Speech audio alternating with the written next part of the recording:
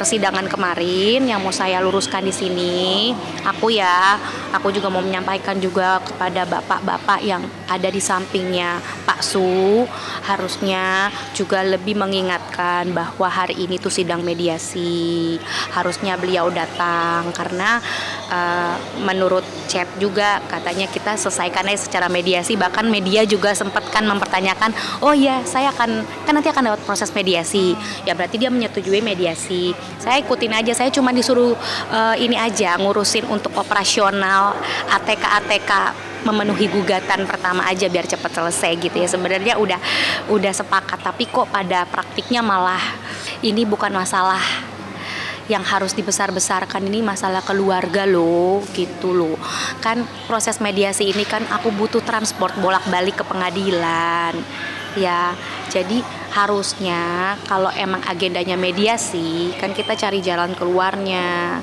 Nah tapi karena ada orang lain yang masuk lagi jadi blunder, padahal aku sendiri juga sudah ditantang, disabdakan dengan suami kalau mau menyelesaikan masalah tidak boleh bawa siapapun, sendiri saja gitu. Oh, berarti sebelumnya pihak sana sudah meminta untuk udah gugat aja biar nanti sama-sama dibelah hak dan kewajiban kita di pengadilan. Makanya kok pada praktiknya ya pemirsa kok malah terjadi mediasi tidak dihadiri, padahal jauh-jauh hari sudah bilang karena aku harus menghadapi orang yang bohongnya massal gitu loh. Ngapain sih mediasi lagi?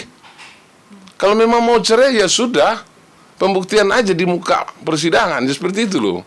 Jadi justru ketidakhadiran Indra itu supaya proses perceraian yang diharapkan, yang dicita-citakan oleh istrinya itu menjadi lebih cepat, lebih baik, lebih segera ada keputusan yang bersifat inkrah yuridiksi tadi dan final and binding. Jadi seperti itu aja dah.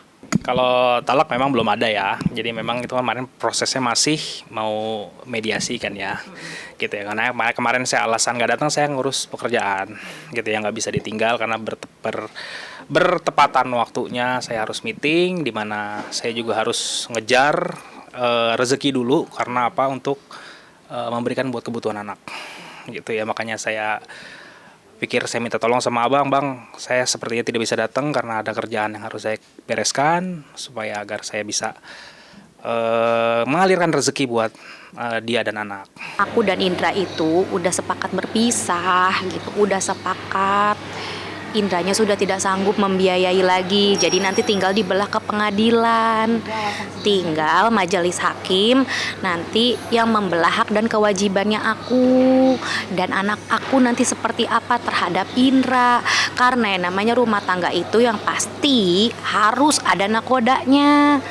Nah sekarang aku lagi jadi imam buat anak aku karena Pak Su juga tidak sanggup lagi untuk mencari income karena masalah ini. Kalau nggak sanggup, lebih baik Pak IAR itu jabat tangan papi mengembalikan putrinya, maksudnya gini, mengembalikan aku kepada ayahku, kan enak. Sampai sekarang dia nggak mau. Ini adik aku saksinya. Ya, kemarin waktu itu kan kamu minta udah disuruh jabat tangan. Apa yang udah Iya, kamu talak aku nih di depan sampai gitu. aku yang turun tangan. Iya, keluarga tahu semua. Coba aku kembalikan pada Bapak IAR. Kalau memang saya melakukan KDRT selama 4 tahun lamanya, kenapa Anda tidak visum dari dulu? Iya benar itu. Visum di mana awal saya pernah menggebok kamu. Visum langsung 4 tahun yang lalu kan bilang, makanya hati-hati kalau ngasih statement ya. Itu harus benar, Indra. Tapi kenapa jadi sekarang tercium ya? Nih aku jelasin lagi. Ada pengancaman. Di situ kalimatnya suami bilang masih mending barang yang hilang. Kalau udah nyawa, iye.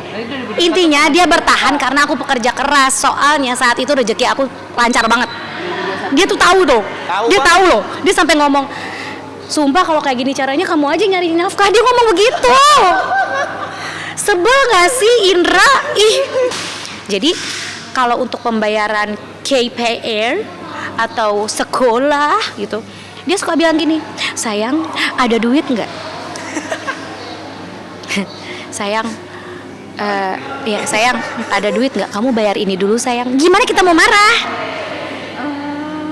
Sampai emosi kita tuh melambung tinggi seangkasa, sehingga terjadilah yang dibilang isu KDRT. Dia tahu nggak penyebabnya apa?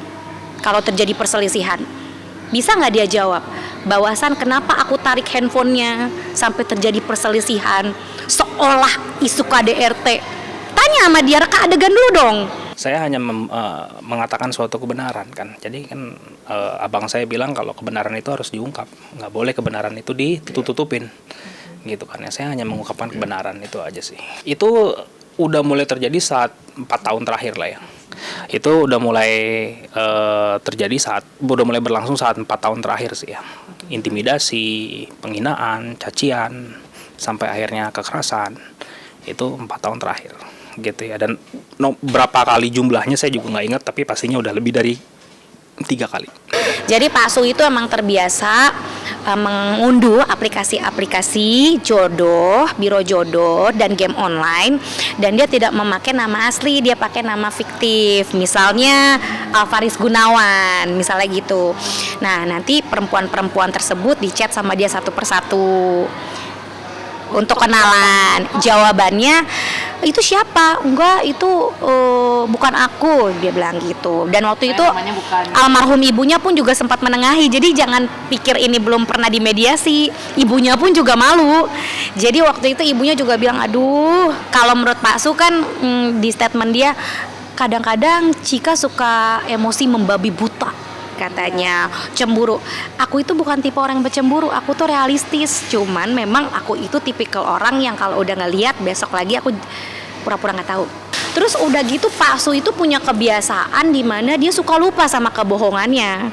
Kayak misalnya gini, waktu kejadian iPad, dia bilang, alhamdulillah sayang, aku baru dapat job dari si Mr. K.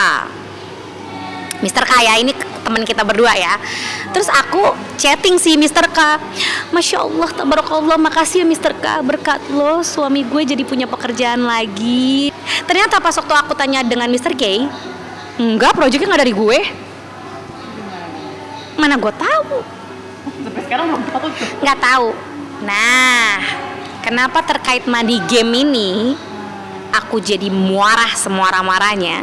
Karena aku melihat aplikasi ada Black Scatter ya deh. Black Scatter di WP dia. Ya dia main lah. Dia pernah bilang sama aku, sih itu apa sih? Bola. Bola ya, jubol. Sebenarnya kalau dia ngomongin itu ke aku, ya kalau kita sebagai istri, kalau dia ngomong sebagai suami dan deep talk sama aku gitu ya, aku pasti akan marah. Sayang, jangan berperilaku seperti itu, kan kita punya usaha. Kamu punya interior, kamu punya asuransi. Sebenarnya kita tuh palu gada, ini Pak Sutri couple-planner sebenarnya. Kok dirusak gitu loh Pak? Bapak tuh punya istri kayak saya tuh hoki. Biarpun saya ini suka marah-marah perempuan, tapi masalah untuk urusan garda terdepan mencari duit, saya pasti bisa dapat hari itu. Tapi kita semua tuh udah tahu, dia tuh suka nyuri di rumah. Bahkan uang Javier aja 500.000 dari TMII sebagai transport Cikita, dan Javier datang menonton Hot Wheels, itu diambil juga. Jadi maksud aku nih, ini rumah tangga macam apa? Aku nggak mau buka di sini, Indra. Banyak cewek-cewek yang nagih pembayarannya ke aku, gimana dong? Pernah pembayaran gimana? Pernah main tapi lupa bayar, gimana sih? Astagfirullahaladzim. Sekarang kalau mau Indra benci sama aku silakan. Ini aku nutupin ini 9 tahun loh. Bahkan besti aku jadi musuhin aku gara-gara aku nikah sama dia. Aku pernah ditidurin suami kamu, tapi suami kamu lupa bayar. Astagfirullahaladzim. Nah suami aku bilang, mana bukti, kasihan lah si perempuan itu. Perempuan itu rusak mental pasti. Dia udah mempunyai istri, ngapain searching di historinya pijet plus gimana saya nggak umroh kemarin? Umroh saya? Saking stresnya tuh ya kadang. Karena saya nggak bisa. Saya sudah mencari om tantenya dari pihak Indra Aditya, tidak ada yang mau menjawab. Saya cari sepupu-sepupunya Indra, saya mau mediasi. Ini terjadi kekacauan di rumah tangga saya, tolong keluarganya dari pihak Pak Su menemui saya, bantu saya untuk mediasi. Mereka tidak ada yang merespon. Berarti dengan kata lain apa? Keluarga juga udah tahu bahwa ini manusia tidak bisa dirubah. Kedua, saya dihianati, berarti ini diselingkuhi. Ketiga, uang saya dimanipulasi, income saya dimanipulasi. Dia suka transfer ke rekening dia transfer lagi ke rekening saya, begitu terus seolah dia ada nafkah. Tentu dia akan bilang, saya punya bukti. Kamu cuma tukang kurir berbayar, sayang. Duitnya pusatnya kebanyakan dari aku. Kalaupun dia ada kontribusinya. Saya hargai itu. Tapi jangan manipulasi data mentang-mentang kamu orang bank. Saya bukan nasabahmu. Saya tuh istrimu. Saya tuh bukan alat investasimu. Sekolah Javier memang dia bayar tapi dicicil 7 kali. Bagaimana itu ceritanya? Dan satu hal lagi, kembalikan mas kawin saya yang kamu jual, yang kamu gadai. Saya tidak ada emas berlian, ini semua kamu jual tanpa pengetahuan saya. Kosong kan? Emas-emas saya semua di Mami. Kapan itu kejadiannya, Pak? Sudah dari 2021 terjadi pembobolan berangkas. Jadi kalau Bapak Su itu pakai lawyer sekarang untuk menutupi kebusukannya itu, saya nggak pakai lawyer. Ngapain? Kita berdua sama-sama korban dari perselisihan rumah tangga. Tapi Pak Su, kamu jangan begitu. Jadi selama ini yang support dana itu adalah ibuku. Dan justru aku mau minta maaf sama beliau kalau beliau nonton. Maaf jika salah pilih laki nih. Gitu. Aku salah pilih. Padahal aku sayang sekali loh sama Indra. Ujung kaki sama ujung kepala tuh aku perhatiin. Kamu tahu kan perjuangan kita menikah itu seperti apa? Jadi jangan kayak begitulah gitu. Kalau emang mau cerai, cerai baik-baik. Kamu masih bisa lihat Javier dan aku. Kalau ngomongin sakit mah aduh, sakit banget gitu loh. Udah saya bisa bertaruh ya, nggak ada lelaki yang sekuat saya bisa bertahan menghadapi berbagai macam intimidasi, hujatan selama 4 tahun, cacian, makian, rendahkan, sampai akhirnya kekerasan berkali-kali, dan masih bertahan selama 4 tahun. Nggak akan ada yang laki-laki yang bisa sekuat saya sih, saya jamin itu.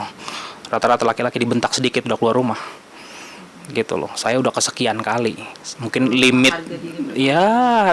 Saya berusaha untuk turunin ego saya paling bawah cuma demi anak dan demi keluarga pada dasarnya.